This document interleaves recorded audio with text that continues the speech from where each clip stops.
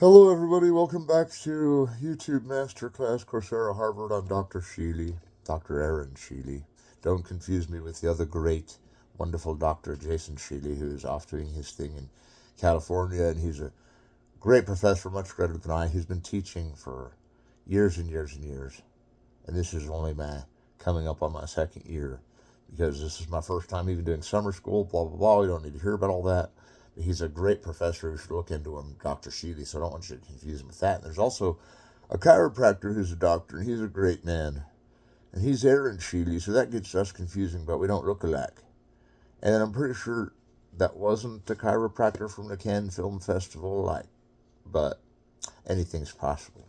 So we're not here to talk about that, but we only had two classes left for summer class, and it's been a few days since I've been on here, and I have to confess, I just recently got put on the staff roster at California Institute of the Arts, and that is awesome, dude, because I already was, but I mean, it's official. It's like ground into the staff directory now, and so at least for now, and I think that's great. And I mean, that legitimizes my Calarts already, which they've always been behind me. They've always backed me. Everything was the case, but it's still exciting to see your name on a staff directory. I mean, when you see your name on a staff directory, you know it's pretty serious. So this class is getting credits through Calarts or USC or through Harvard. The Harvard thing is difficult to explain other than I got PhDs there. I know a lot of the professors there, and I've done remote work for them, and I've actually gone through even things with having to help with reform and counsel and things I used to do years ago, and now they've all added up, and I helped one professor out a lot there, and that's the point of Harvard is you join the community. They don't let you leave once you're in. They don't really let you say no to them if you don't want in, and they want you in. And I think that's the strength of a good school. I know that can be a little difficult and taxing for people that think they can go a different way, but I'm glad I went the way I did because California Institute of the Arts is my home. It's my favorite school. USC is really my undergrad and where all my references came from. But we've talked about that enough because we've already wasted all this time and I'm just introing myself. And there's no point in that because we're talking about special effects in this class. And I hope that some of the things I talked about over the class were explainable in terms of how cinema rotates in persistence of vision 24 frames a second.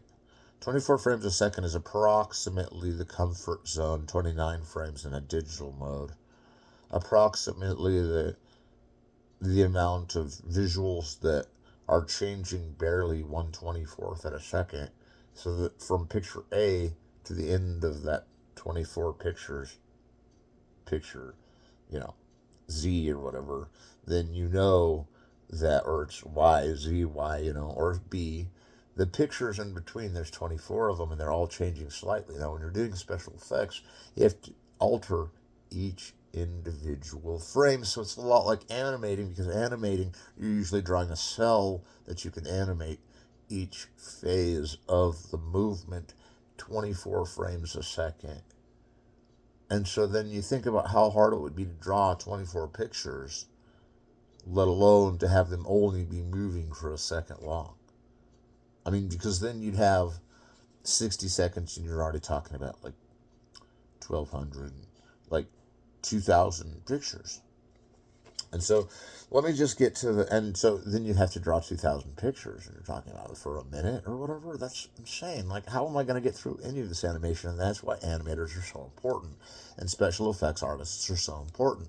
And because when they go to work, they have to literally get a second done in a day if they possibly can. And that's impossible. Because if you have to draw 24 pictures, and I don't care if you're doing special effects, CGI, animation, whatever, and special effects and CGI are kind of the same thing except CGI is digital. And special effects can be done organically like a claymation, like you see when dinosaurs ruled the earth. You see that this can be an organic form of creation, like King Kong was actually not digital originally. The Peter Jackson one is digital, and they use digital animation. Not saying either one of them is easier.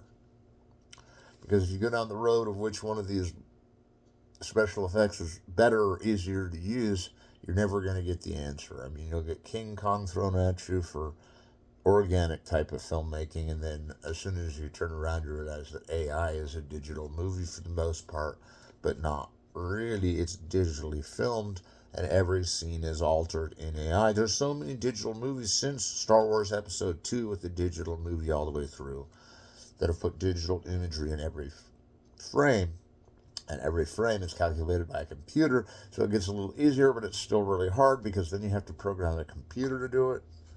And these advanced breakthroughs in getting through 24 frames, it would seem that the computer can have a better adjustment of where the character goes in the frame. But I doubt it, because actually the raw school of synthetic or organic drawing goes back to Phantasmagoria with Emil Cole, the first cartoon, and you can tell that he was etching on every frame per second, and he's not using the digital medium. But the digital medium does a few things nice for a guy like me.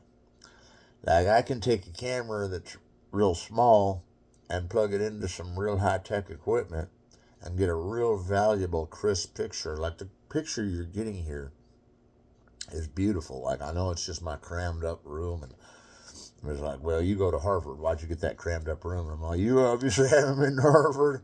I'm just teasing. Their housing's great. My housing's fine. But I just got to tell you, like, the idea of a computer printing out the exact movement of where it will go seems more like a digital medium expressway, because it's all done with computers. And then you're back into 3D plotting, because at the same time you know where it's going to go thanks to the computer, because you directionalize it like almost like a video game for that one little segment that you needed to animate. But you're still the one that renders the world, the read-only memory, the world of the special effect, and the random access memory, the way the special effect interacts with the film.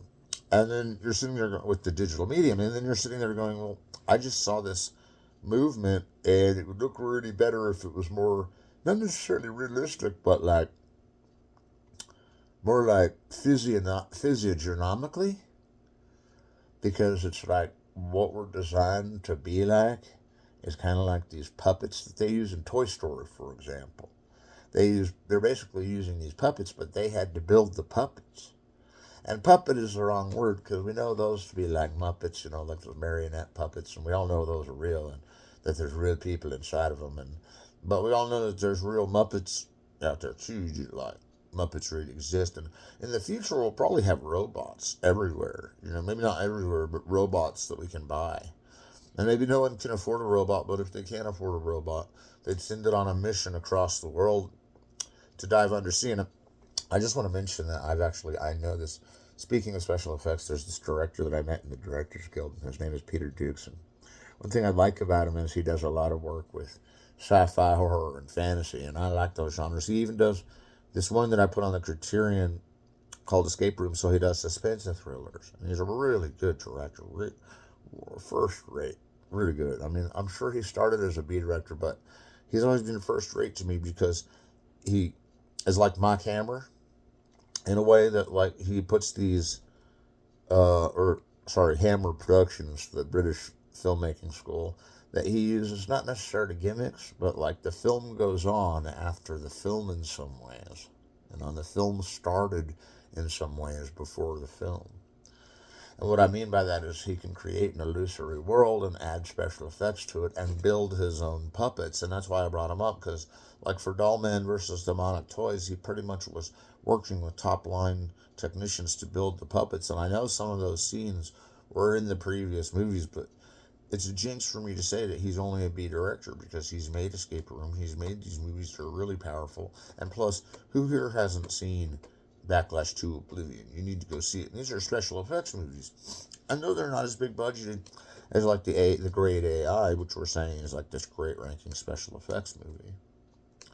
We're going back to the original meaning of what special effects really come from, and that is taxonomy. The ontology of its taxonomy, because you look at an image, whether or not they're using magic in the image or not, for real, because a lot of these directors and actors may know sorcery or something. I don't know, maybe it's required by Disney or something that you know sorcery. But then it's like, if I was to placate a scene by putting CGI over it, so we couldn't see the magic. That'd be pretty normal for that type of thing, just so it wouldn't give widespread panic to those that don't think magic exists, or the skeptics that are like they did that with CGI. That's just a freak out code. But if you take a look at taxonomy, it has more to do with using every instrument you have in the movie to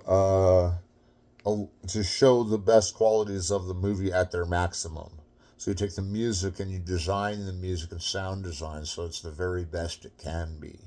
And you take the image and you design the image and the way it looks and the brightness and the weaknesses in the frame. And then you take the script, the dialogue, and all these things you have to push, like Aristotle says, to the limits. Play your instrument to the max. And it doesn't mean the loudest. It can be, but it just means to the maximum. Like the furthest you can push the art is the only thing that's going to push the art further.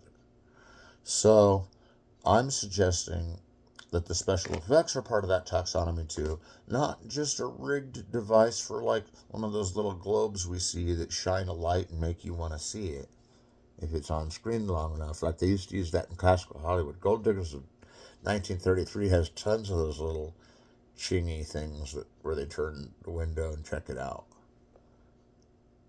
And we've talked all in this class about how the taxonomy of the arts usually prefers to have the instrument there to use, but even in special effects, you have to create it mostly as you just get the project going and hope it meets you at the end, or you're going to have a lot of catching up to do.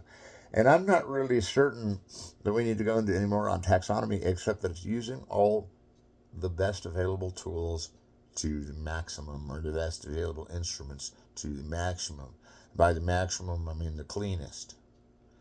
Editing can get a little tricky because some people prefer the Godard jump cut method, and some people prefer the straight edge classical Hollywood cinema method, where it's all this.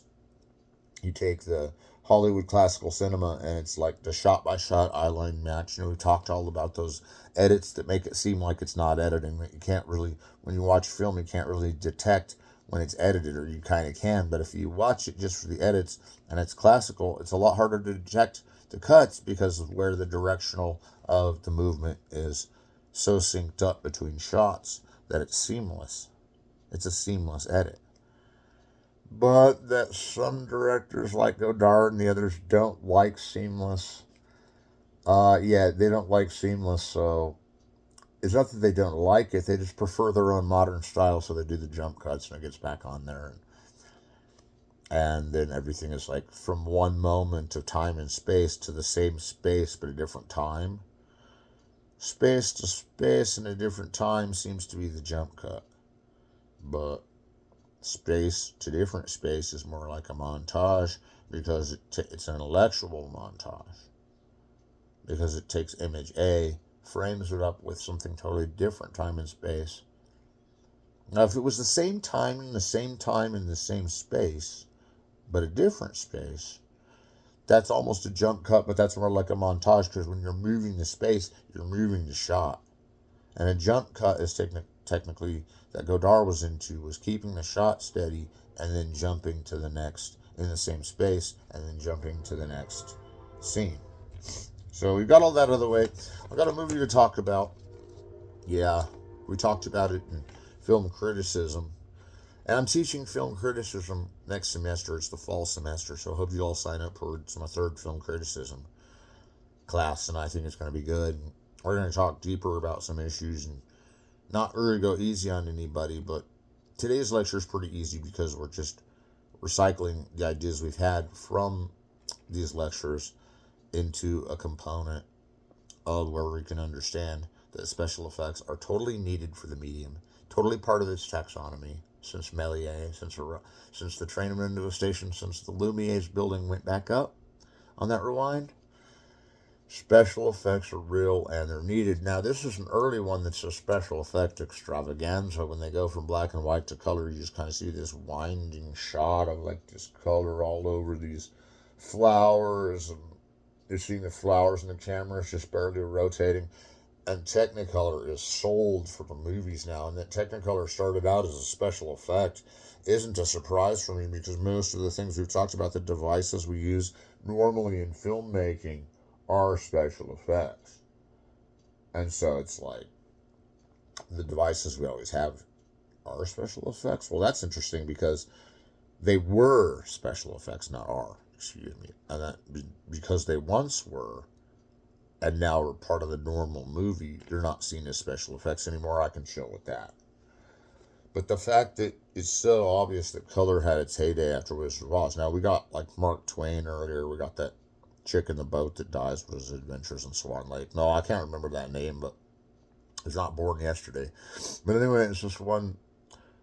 The Technicolor had been around in a few forms before that. There was Drums Along the Mohawk, for instance. That was an interesting one. And that's a John Ford movie that really, I don't know if Drums Before the Mohawk came before Stagecoach or not, but it's really confusing if it did because they're always saying that Stagecoach was the grand mastery back into the Western. And I'm thinking Drums Along the Mohawk was around the same time, but it might have been a year later. I don't know. It's one of those dates I read on the internet a long time ago and kind of got confused about. Now, what's interesting about The Wizard of Oz is that it has all these side characters that are all dolled up in special effects. Now, if you look at the new version of Oz, everything's the digital painted on medium, but it's still really hard because you still have to build the puppets. You still have to build the characters. You build them to look as realistic or as digitally realistic as you want them to look. Not that that's inferior. And that's really when it gets down to where you're going with the image of the movie and how that sci-fi, fantasy, and horror are already adept to being part of the movie making magic of special effects. Because special effects reign those genres, not because it's a way to sell money or sell tickets. And if it is, who cares? We need to sell tickets. These movies cost a lot of money. I mean, of course we need to do things to sell tickets. These movies cost a lot of freaking money. These movies never make back what they really cost. That's what Hollywood never tells you. But they like making them anyway. So the point is that, these special effects, they're costly, they're painstaking, they want the movie to be great. This one has the classical editing, but you can still kind of detect these modern techniques like with the black and white at the beginning and black and white at the end. The use of color so vibrant, and that there's things that are drawn on matte paintings that are painted against the wall, that there are things that are drawn on the sides of the wall, that the foreground, the midground, and the background are all covered with the decor of the production design. And we just tend to take it for granted that the decor of the production design is kind of a special effect because you're kind of adding in camera what you want the frame to look like. And that's where we get into Aristotle's taxonomy, is because it's what the frame looks like in the end that we're going to see anyway. So if what's the frame like at the end that we're going to see anyway, then why are we worried about this movie's too overcome by special effects? Because for all we know, they're really doing that in the movie. For all we know, in AI, they really built a bunch of Haley Joel Osment robots and blew them all up. I don't know, bro. I wasn't there. It was a slow-moving set, though, because a lot of it was actually animated. And I'm talking about the foregrounds and the backgrounds. In Wizard of Oz, though, there's something interesting about this whole scheme of, like, fantasy, sci-fi, and horror, and this is the ultimate, because, like, you look at the Tin Man, he's kind of like sci-fi, and then the Scarecrow is kind of like horror, and the Talking Lion's fantasy. Now, I don't know if the Talking Lion and the Scarecrow are horror or fantasy. They're all three things. They're like aliens, basically. They're not found in the world. And that's one thing about special effects I love, is it doesn't have to be found in the world. That everything you film, that everything I'm shooting right now has to be seen the way I'm shooting it, because it's straight off the way I'm shooting it. But if it's not found in the world and it's in the film, then chances are it's definitely a special effect. So that if it's found in the world and you're filming it, then you're pretty lucky, because you got like one of those Germany year zero scenarios where you're recreating the day before, and then the next day it looks the same way. So you make the movie the next day on the set. But if it's not found in the world and you're still, like, if I wanted to recreate World War II and it's not going on right now, which I hope it's not, I think it's not, then um, you can design what's not found in the world through the special effect design. And the special effect design will lead you through what you've made for the movie to work. And in Wizard of Oz, you can tell there's been painstaking detail about every little bit that they've appointed to for the meaning of the film. And the film meaning does actually change from special effects. And I think a lot of critics avoid that, except David Bordwell doesn't really, but I think a lot of critics avoid that because they're just like, well, it's the same effect. And really, I'd argue, okay, so that's the one logic that's really getting us bent on special effects movies the other way, is that, like, it's the same special effect every time. But I don't really think it's the same special effect every time if you're using it creatively, because you look at how breakthrough this film and how everybody uses the effects from it. Everybody uses the dream-like sense they do when they fall asleep in the poppies, or the dream-like sense of the movie in its entirety, the surreality of talking lions, the surreality of talking Tin Men. And you take these things that aren't found in the world and you create them in the film. That's how you can tell it's a special effect. And I think it does change film meaning, because one film that we wouldn't put up to on the same protuberance of the same thing over and over, and I think one of the reasons Wizard of Oz is so addictive is because we're watching Yellow Brick Road. I mean, you're following this capitalist chick that's following gold. She, like, smells gold and she follows it. And everybody knows the Yellow Brick Road is made out of gold. Maybe not, though, because they don't really perfunctuate that. And so this film is performance. And it is not what you would consider a blockbuster of the special effects, because although it has recuperated so much money being a cult film. See, if you're a cult film, that's cool because you can get a cult following and have them eventually, like, credit and pay for it, everything in the movie. And this has a cult following like you wouldn't believe. I mean, it's Mick Jagger.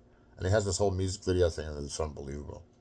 But there's special effects all through this, and it's camera effects. It's not digital, though. So we got two films here on the books that are not digital. This is before the digital revolution. And if they're using computers at all, I'm not sure. But that they're special effects, and that they're different than the organic ones of stop motion, is because it's like what I said to my friend Harmony Korine, like, months ago, if he even remembers this, is that, like, special effects to him kind of suck because they seem redundant. But then I point out, like, a film like Performance or one of his own films, and then we see that the focus, the lens, are all changed in different ways to create an effect that may or may not be found in the world, but it's different than what the shot would have got in the first place. Now, that's what we do in all movies, is get different shots and arrange them. But in this one, that they make it shot cuts, in other words, that every cut is a bigger and bigger production. Every cut is a bigger and bigger forte, because it builds up to its climax. And it's kind of like, I'll give you my favorite, for instance, is when the camera's coming in behind Mick Jagger's head, and this is before he gets shot in the bullet POV and all that vertigo shot. He does this thing where, like, the camera goes, look, the camera is coming this way. And then they keep film it moving forward, but he ducks, for the shot you don't see. And then it comes up the other side, and they time the dissolve to make it look like the camera goes right through his head. And if that's not a special effect, then I'm not really sure where we're going with this, because my idea was that, like, Performance, the great movie that all film buffs need, that all film school students need, and I'm not being mean or anything, but this is loaded with special effects, and that, like, they're not seamless because they're poppy and they jump up at you and they fly out of the screen, and it's like when Mick Jagger plays himself, playing himself. I mean, it's wild, and that he dies in the end, but he's still alive now. Hail Mick Jagger, dude. And, adding the music to that scene, everything, making a music video out of that scene was an idea that had gone back since, like, Kenneth Anger was doing Inauguration of the Pleasure Dome, or even before that. But by Inauguration of the Pleasure Dome, we had kind of this dream surreality about what a music number is supposed to look like. Now, a lot of music numbers were formed, like, by these musicals, by MGM, with the singing actually put in at the same time as the character sings it. And we see somewhere over the rainbow in black and white is this beautiful medley of like beautiful tunes. And we're pushing the song to that level, but in a weird kind of effed up way. That's kind of a music video that's somewhere over the rainbow scene, believe it or not. But if you abstract it from the place that the setting's set and jump around between places, that's more like a music video because that's how Kenneth Anger designed the match of cutting to go with the match of the shot. The match of the shot goes with the sound goes with the image, and the image goes with the music, and everything's in sync. Now, then you've got computers timing it again, and you think that makes it easier? No, because now you're working on the music and the movie to hit the timer that the computer wants. So it's still not that. It's a shortcut to be able to turn on a certain special effect. We don't use AI much because AI really does work in special effects, and you're not banned just because the Writers Guild doesn't use AI to write scripts. You wouldn't want that. It'd be a shitty script. But if you're designing a special effect like CGI, or you're designing animation, then a lot of times the digital form works the best, and the animation and CGI can use AI on those mediums because it only expands the quanta that you're already working within and helps you be more precise and more proximate. That's where to plot your points to draw your 3D characters that you still have to move in a choice pattern of 360 degrees within the object, 360 degrees on the set, and 360 degrees in the world. And I'm not done talking about these movies yet because we still have class left. Come on. I know it's getting to the end of time with this class, and we'll have one after this, and I'm excited. I'm excited to start film criticism again. I don't even want to take a break. My students are going to be so mad I'm on break. They're going to be taunting me. Well, you're not a professor anymore because you're on break. Well, everybody was demanding these classes so fast that I didn't need to quit. No, I'm just kidding. I just like to teach, so I get up here. I'll be on, and now I'm on the Calarts staff directory, so I'm going fast and furious today, and my bullets are running out because I had some issues with eating too many donuts yesterday, and I got kind of crammed up and had to fall asleep. So, not that you needed to know that, but professors are human too. I'm human too. And sometimes I'm right on the money, and other times I'm not as good on the money. But I think you've all enjoyed the fact that we have insight into this. And the point I'm bringing up is I've actually studied this medium and was one of the critics originally that took the road that special effects were to be condemned. Like a special effect movie is kind of like connoting a digital kids movie, and a digital kids movie is connoting. But we know there's adult movies with special effects. But just because a kids movie has lots of special effects, well, it's big, beautiful animated things to stare at. But what do we like in grown-up media? Well, big, beautiful things that we stare at and we love to, and they're also real. Some of them were found in the world. And that you can find even part of Star Wars Episode 2 in the world is kind of true, kind of not, because they can manipulate everything with a technique. And each technique you manipulate, like the 360-degree access for even the camera shot, is going to take time to set up. Then you got to build your characters. You build all your characters. You set up the world. And then that's in your read-only memory. Then everything that moves is the random access memory because the computer designs what it would be like to realistically move, but you still got to plot the points. So now you're taking pictures of every digital shot in between. I mean, these are long processes that they're still going through in the digital medium. But you can see how the digital medium with the new version of Oz actually in weird ways works too. Because there's like a part where a glass doll gets her leg glued back on, and you can tell that she's a digital character, but you still have feelings for her as though she's human. So now you have this issue of finding things that aren't in the world and making them seem like they are. And this is a very valid point. Because Wizard of Oz is so second nature to us, I really believe that all of us really believe it's real. Like, I don't believe anyone is already out there that doesn't believe Wizard of Oz isn't a 100% true story. Because every time you're watching it, you know exactly what's going to happen because you've seen it so many times. And one thing that's crazy about it is that the special effects linger on in the eyes for so long that you're staring at them on the cover and you're like, when do we get to watch the film? Put the film on. And a lot of people are asking me, well, why don't we watch any films in your film class? And I said, well, a lot of that has to do with you're supposed to watch these films too. Not supposed to, but can and should. I don't know, should is supposed to, but you don't actually get grades by what you watch because a lot of these movies, I'm hoping one or two of them you've seen, but it's not that we don't have time to throw on the film, and we make films and we watch films and we love films. And we go on film watching binges, we go on film making binges, teaching about film, and we love this world, but the Wizard of Oz seems so second nature to us that really it can still surprise you what you can find in the movie. And yet, like Dorothy is played up here as like this girl, but she has these shoes that are like these high heel red shoes that she's going to tap and go home with. But I don't get necessarily totally why that image is so profound to us, other than the first time we saw it when she wiggled her shoes around and they were so shiny and sparkly that it was dissolved, dream dissolved. Dream dissolved. It kind of has those surreal edges to its dissolve. Those like elliptical edges. That she's waking up from a dream. And that's how Wizard of Oz ends, and you're sitting there going, it turned black and white at the end, and then it was black and white at the beginning. Now I really think those red shoes matter.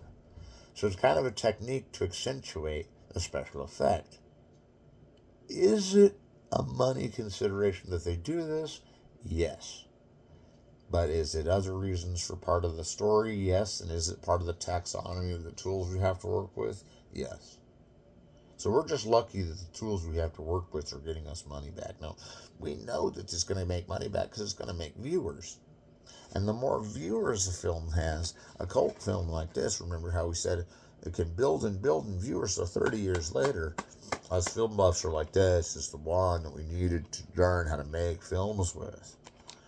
And this is the one we needed to worship and learn about. And there's kind of this whole science, technology, and religion thing going on in this horror sci-fi fantasy mode.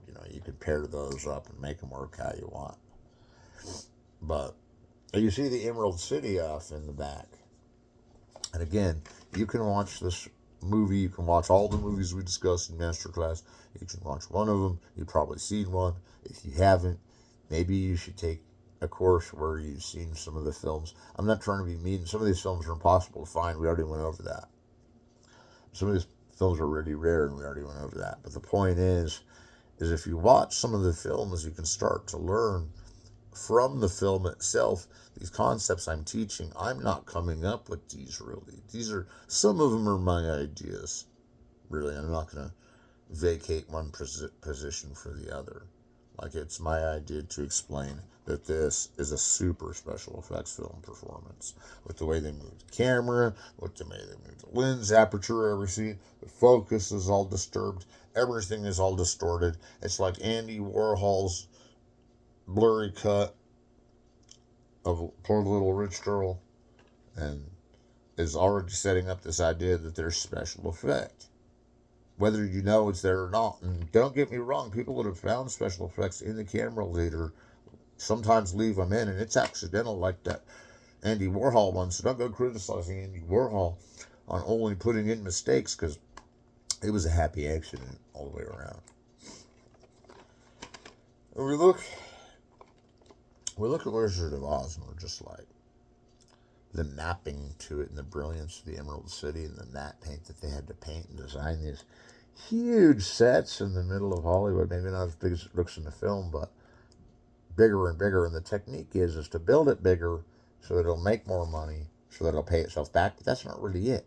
It's build it as big as you can, and then make sure it has all the proper tools used to the max. Because the argument is then it will be good, and the argument is if it's good, people will want to see it. Supposedly. Now, where do we get the distinction of a film is good or not? And that kind of goes back to film criticism, but also goes into film special effects as to how they wave down money and stuff.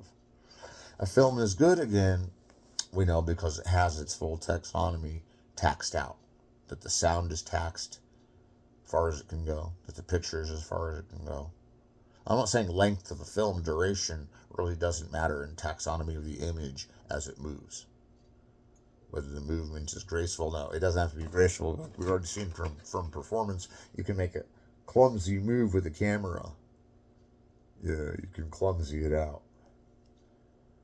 But I think that they did that on purpose in performance, not to be like all rigidly straightforward with the camera shot being like this last year at Marienbad,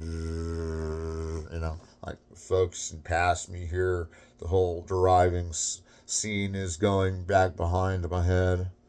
But in performance, it's like, give me the shoulder pack. I'm going to go see what Mick Jagger's doing in the basement.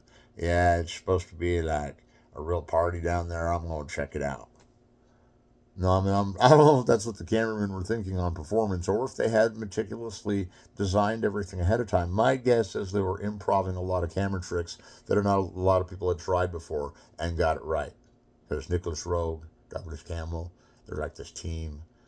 And that the whole idea of the music video is forming, and now we go back and we say, okay, performance wasn't the first to do that. It was 1971. We already know with Hard Day's Night in 1963 that it's already 64 is already pushing the taxonomy of what is interjected music videos, but it's still in the same space, and sometimes it cuts out of the same space in the movie Hard Day's Night. Somewhere Over the Rainbow is in the same space, although we know she's going to Oz. That's not what I mean by the same. If there were cuts between Dorothy and Oz while she was singing, this would be more like the Kenneth Anger version of an MTV music video. A lot of films take that style now. Some people don't prefer it. I like it, whatever. Some people think if you stare at the image, like Bazan says, that if you stared at a real image of something perfectly realistic, then you really have what cinema is supposed to be.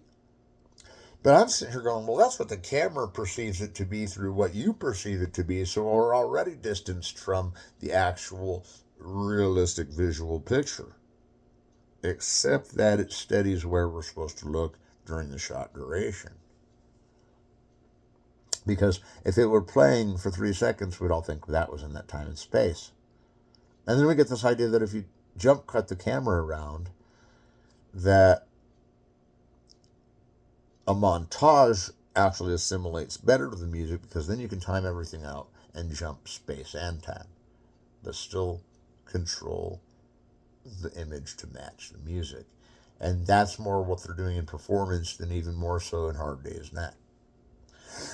So I essentially have covered these issues in this class issue of the music video. Music videos have pyrotechnics too, and if those are special effects even considered that, although they are found in the world, although they're only found in the world for the sake of it being in the movie, and nothing was really found in the world if it's a dude's perspective on a camera's perspective, because then it's all theory of relativity. Each one of us look at it differently, each one of us see it differently. It's a different movie for all of us. Like not all of us see the same movie. But again, the idea of a good movie is one that taxed all of its uses. That doesn't mean that you can't have a theatrical play that's already made to be designed in the world, and that the design in the world is one thing, but you can have a realistic modernist film with no special effects and it's still really great. I defy you to find one, though, because even that Mexican film Salt of the Earth has like cross dissolves and overlaps. So now we're calling that editing, but I thought that was an editing effect. So it's not a special effect, it's an editing effect. See, now we're getting all technical termed into the jargon, and we don't need that right now. We need the simple fact that the final is coming next week, and I'll give it next week, and it's going to be beautiful. But I'll give you a hint. We're going to ask a simple question, and that needs to be a 3-page paper. I'll make it a 2-page paper since it's summer school, and you can collect your 3 electives for this course if we get through another lecture soon, our final lecture. But I don't mean to scare you with the final. The final last semester in film criticism 2 was a little difficult. Most people got by the first final. I lost some students along the way. They may still come with me through this. And I still have tons of students signing up and learn work. in good shape as a masterclass. I mean, people are seeing us all over the world. Hello, Iran. Hello, my friends in Iran. You know, they're seeing us all over the world. And that's because YouTube is seen all over the world. And that's because the world notices when you talk about them. And I'm like, I think they would accept this well because we're not mainframing it on some kind of American classical hegemony, although that does exist and not everybody's complaining about it and not everybody wants to deconstruct that and be different than that. And I'm not even against the idea of just Hollywood forever, you know. But in the other world, the rest of the world, they do have movies too. I hate to be the one to break it to you, but they do have movies too in the rest of the world. They may not be Hollywood, but they're just as good and just as crazy and just as wild. I say, like, devoting time to a movie. And in fact, I tricked you all because this isn't an American film, and a lot of the films I haven't shown are completely American. And that's okay because we need to access the rest of the world's template, even in America, to learn how to make other types of movies. Now, if you think about special effects coming to a head in performance, that doesn't make a lot of sense. But it does, kind of, because it's this whole idea that we're transforming Mick Jagger into himself to live in a gangster film.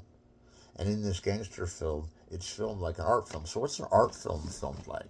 Well, remember when we talked about those avant-garde films and the special effects they had in them and how they created this kind of like purity or this like simplicity? And this may have been in film criticism, not in this class, but avant-garde is a movement in France, basically in the 20s, that like uses these things like artistic devices, like when we're talking about Andy Warhol. A lot of them were accidental, but they're still going for it.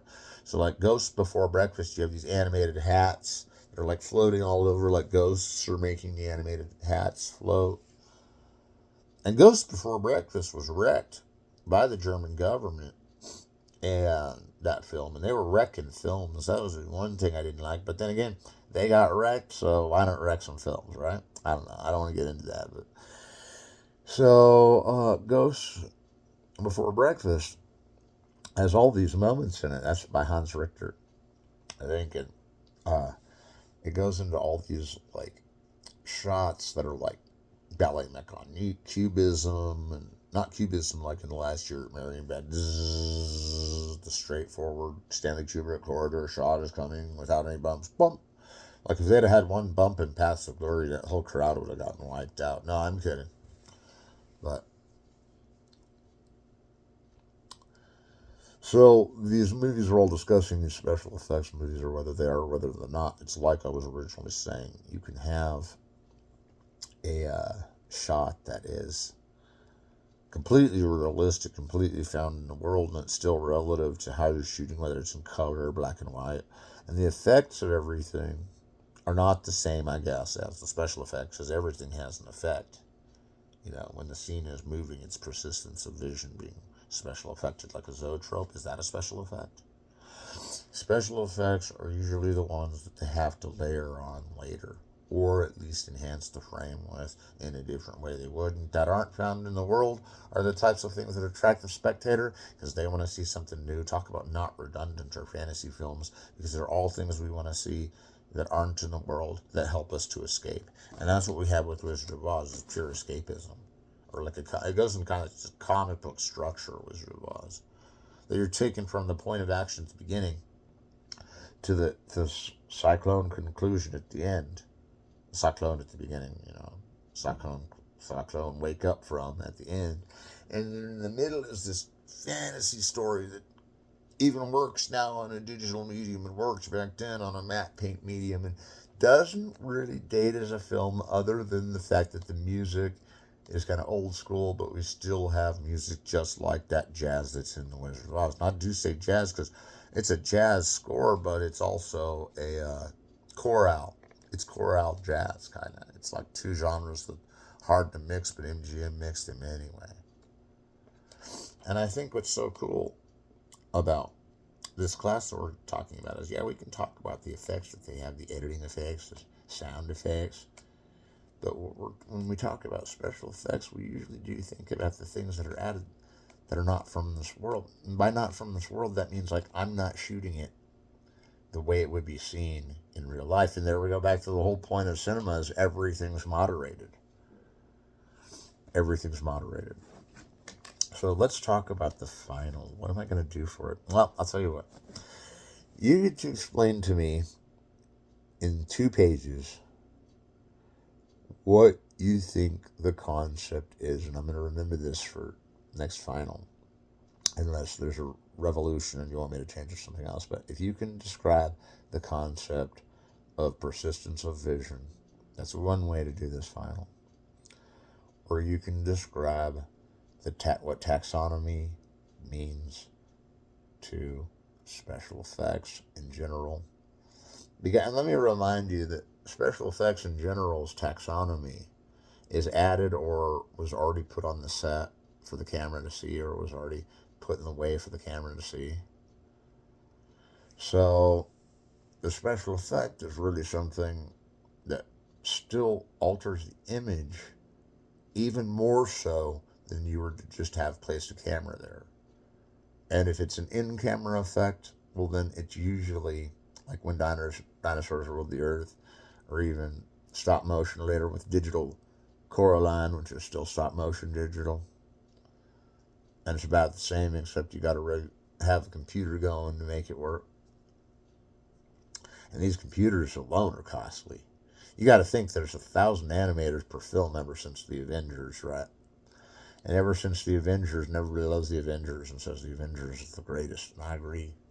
Everyone loved the Avengers. I love the Avengers.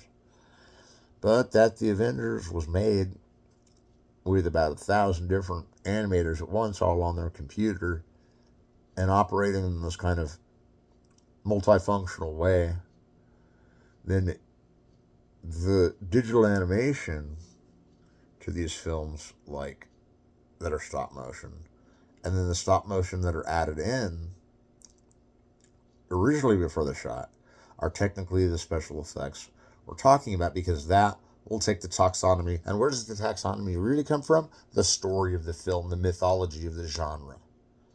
The story of the film depicts what it's going to depict because it follows the script that way. I'm not saying the script dominates all, but it usually does, except if you're John Cassavetes.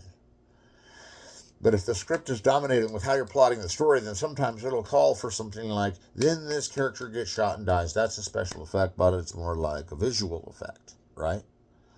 But no, this is getting tricky because it's still a special effect that it looked like the guy got shot. So we're going to have to define it as it was the only way to get the shot that fit the story that we wouldn't have been able to get otherwise, because Terminator, the movie by James Cameron, for instance, they wouldn't have been able to get that shot if they hadn't have deemed out the script and then built the special effects as they go. And that's why James Cameron and Steven Spielberg are really the wizards with today's special effects, because you look at a movie like Avatar.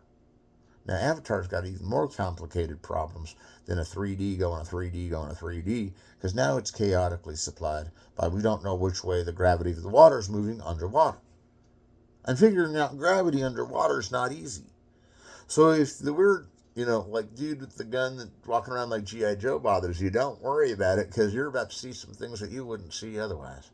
Like globes that are floating around, leaves and branches, and it's like they're in these video games, but they're not really. I could never understand if those characters were really them, or if they had other people that were controlling them somewhere like an Avatar would, which really shows my lack of knowledge into what Avatar really means, because I thought an avatar was a character in a video game that you put yourself into, so you have a little character in a video game, or like a big character, a depicted character in a video game that will move around for you as you tell it what to do, because that's your avatar.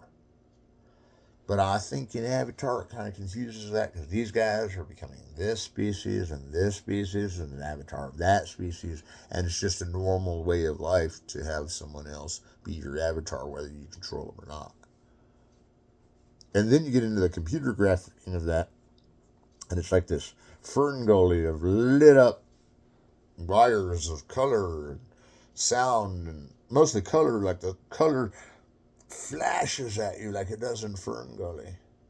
So we love Wizard of Oz, because Wizard of Oz takes us through the Yellow Brick Road and everything flashy is about it. But Fern Gully has this kind of magic, elusive fire to it. Now, cartoons are a little different, because, like I said, you have to draw every frame, or you have to compute every frame, and Even without a computer, you have to compute every frame when it's going to be like 1/24th at a time. Or in digital media, 1/29th at a time. You thought it was going to be easier with digital. Digital makes so many factors easier for me. Like I can totally have a movie go and it'd be a lot less stressed out knowing I can figure something out. It's like that old joke, we'll clean it up in post kind of thing. But a lot of this can't be cleaned up in post because the way you lay down the special effect is pretty much how the film's got to go. And because the film's got to go that way, it's just what you'd expect from the special effect. And I hope one thing you take from this class isn't so much whether I like special effects films or not, or whether or not I agree with these modernist films that use avant-garde connections, and they put those blocks of, I didn't finish that, how they put the montage together, and the montage is kind of intellectual being political, kind of intellectual being psychological, but mostly cinematic by playing on a characteristic that only film can do. So next time you watch an MTV video, don't forget that that's only film can do that. You see them on YouTube all the time. You see these videos on the YouTube that are music videos, and they're all scenography, but they're also digital effect, animated CGI that holds the video together, for lack of a better phrase, because that's how the video runs, and that's how they get people to watch it. And plus, it's only 5 minutes long, so you don't have to go through as much animation, right? Wrong, you still have to go through tons more animation than usual than you would for a feature, because now you're matching up time and space with time and space, which sometimes can mean, not always, that you need more footage. So if I've explained anything in this class, it's that special effects movies, like even Transformers, where they blow everything up and blow each other up and blow up the moon or whatever, are still really hard to make movies. And they're still, these may be for kids, these Transformer ones, and the performance one is for adults, right?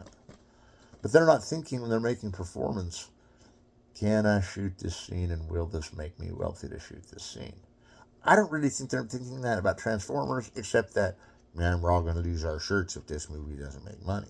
See, at least with performance, they're like, well, the career goes on, and with that attitude, they went and banked it out. But if anything goes wrong on a Transformers movie, the whole budget of the industry could be cut for a while, because they got to pay so much for the special effects, and they got to make sure they sell, because I'm sure if they had one where Optimus Prime had like a Fu Manchu mustache and a beard beater down like this, and he was the evil Optimus Prime, it'd be a lot cheesier than what they're doing now with these like kind of personas of these vehicles. And yeah, we get tired of those being the only films, but those are the films that cost the most, so we've got to make sure everybody sees those. Maybe not, we don't have to. But let's not take financial consideration too much into this, because you're going to see that special effects are just as expensive in a film like this, except now we've got to get a cult following to catch up on everybody on performance, and it's great use of in-camera effects, and how for not being a digital film, it could be painted as though it's in that medium. And these avant-garde films that changed into performance are totally where they came from. This experimenting with the visual and sound devices goes from the silent era with Man Ray and goes all the way through Nicholas Roeg. We do have some avant-garde in the medium today, not a lot, but that's okay, because there are directors like Greg Araki who's kind of surreal, right? He's a little bit avant-garde the way he jump cuts. And Godardian may be less than avant-garde. But then we judge these things determined on things we don't normally like. If we like the all-around special effect movie, well, I don't like Last Year at Marion Bad, because even though those tracking shots had to take place over like a dozen days, I still think it's an outside aristocratic film or whatever. Not that they would say that. They're just like, it's boring. It just keeps the same shot over and over. It really isn't. And I've never actually heard anybody tell me Last Year Marion Bad was bored. So for the benefit of the doubt, you get special effects can be used in ways to assuage the viewer to watch the film, yes. But are they necessary for the film when the script comes out? Yes. But are they going to be the same compared to the special effects director of each movie, like the Ray Harryhausen of the movie? And we didn't name a lot of names that were key components in the special effects movement. We saw the guy that did Videodrome did Star Wars and all that. And so he was really incredible. And again, we don't talk about a lot of the pioneers. We talk about the pioneering of the movies being that. But the true rave directors of the postmodern, whatever era we're in cinema, which we're still kind of in a postmodern state, right? Where everything's what you want it to be. But if anybody can give you everything that it's wanted to be, and this is what I take you from this class, Spielberg and Lucas and James Cameron can really take a special effect, put it in where the script needs it, because the script is already written that way. Keep it seamless in the story, like it's a world we can already get into and already understand, even though it's different than ours. By the seamlessness of the movie. Take us through a whole journey, tell the whole story, get the whole mythology out, beat the last threshold guardian, bring our mega elixir home. But if the mega elixir that they bring home looks like one of those shiny lava lamps that's like with spikes that's floating up and down, I don't know how they do that in reality, and that's found in reality. But to make it found in reality, it even is so that the special effect that wasn't found in reality, King Kong, everybody knows who that is now found in reality, but we all know it's unrealistic, and that doesn't make it bad, because then we go back to Méliès, who's making all these unrealistic movies. The point I'm getting at is that the special effects can be used for good and not evil, and really there's no evil use. Some could say the avant-garde use is evil, because it just doesn't make any sense.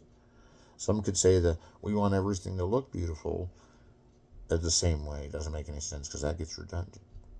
So this is my design for you. With the final, we're talking about persistence of vision, explain it, and taxonomy, explain it. Because I then think you'll get behind the fact that these movies have special effects for a reason.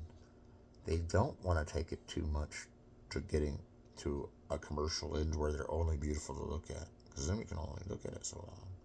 They're also taking it to a story in the middle, but it's going to have some avant-garde characteristics, right, for its taxonomy, because then it's playing along with all the different number instruments and tools that are used for the filmmaking process that are pushed to their max. And man, we pushed it to the max on this course.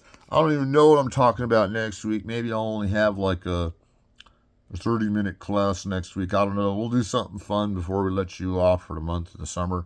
Don't get mad at me that I have to take a month off after next class, because, man, if you get mad at me for that, that's going to suck, because I'll be back with Film Criticism 3 like end of July. So it's not even that long of a wait. So don't cry. We'll be back. There's more YouTube Masterclass. Thank you for tuning in today.